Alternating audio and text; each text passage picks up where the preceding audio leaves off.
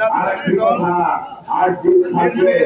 একজন জিতবে, একজন হারবে। চেয়ারম্যান দেশনায়ক তারেক রহমান, আপনারা জানেন তিনি ঘোষণা করেছেন সারা বাংলাদেশে প্রত্যক্ষ ভোটে তৃণমূলের প্রত্যক্ষ ভোটে প্রতিনিধি নির্বাচিত হবে। এর ধারাবাহিকতায় পীরগাছা উপজেলার এই কৈলপুর ইউনিয়নে আজকে তাদের 9টি ওয়ার্ডের নেতাকর্মীদের ভোটের মধ্য দিয়ে এখানে তাদের প্রতিনিধিরা নির্বাচন করবেন।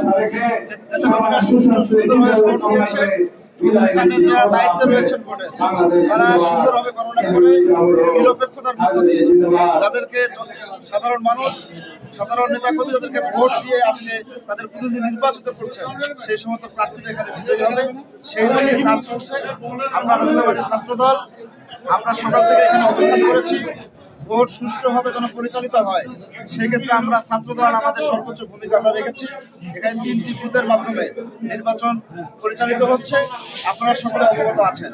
আমাদের ছাত্রদলের নেতৃবৃন্দ সকাল থেকে আমরা বিভিন্ন বুথে দায়িত্ব নিয়ে সবাই মিলে একসাথে কাজ করে আমরা একটি পরিবেশ তৈরি করেছি, যে পরিবেশের মধ্য দিয়ে গণতন্ত্র পূর্ণভাবে প্রতিষ্ঠিত হবে, গণতান্ত্রিক ধারা আবারও নতুন করে যাত্রা শুরু করবে।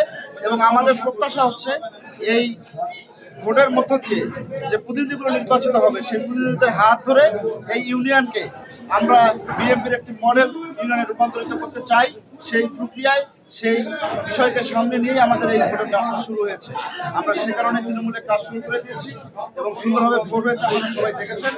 এবং একটু পরে গণনা শুরু হবে। গণনা হওয়ার পর সেটা যারা নির্বাচিত হলো তাদের নাম ঘোষণা হবে।